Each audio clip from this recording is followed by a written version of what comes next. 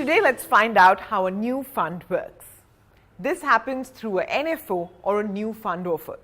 As the name suggests, this is the first time that a fund offers units of a new scheme to its investors.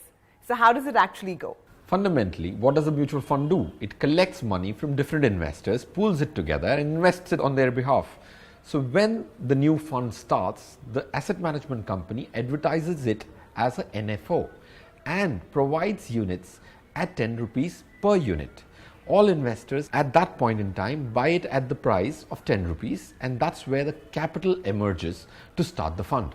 So in the case of open-ended funds, an investor can invest while the NFO is on or even afterwards. And the price, which starts off at 10 during the NFO, may rise or fall depending on the investment decisions made by the fund manager. But that's not the case with closed-ended funds, right? Actually, the NFOs of closed-ended funds are different because they can only be bought during the period of the new fund offer, and the number of units which are going to be produced for that fund are going to be limited. Once the new fund offer is closed, then the number of units can never increase or decrease for that matter. And once the NFO is closed, they're listed on the exchange for people to buy and sell on the exchange at a price which could be at a premium or a discount to the NAV, which does not happen in the case of an open-ended NFO. And Feroze, another point investors must note is that NFOs are not IPOs, isn't it? Yes, Sumaira, they're actually different. To establish the difference, they were renamed to NFOs from IPOs in the past.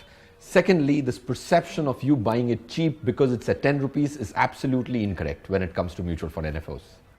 And AMCs generally launch NFOs when they have something new to offer, a different investment objective, something that they don't already have. Going forward, NFOs on the equity side are bound to come down because now there is a restriction on the number of equity open-ended schemes a mutual fund can actually offer. But not for debt, right? Closed-ended debt fund NFOs will continue, and they are actually a good investment decision. So we've been speaking so much about equity mutual funds. Today, let's look at the other option, debt mutual funds. Now, these funds invest primarily in bonds and fixed income securities. So essentially, at the grassroots level, what it means is you're lending money and earning interest on it.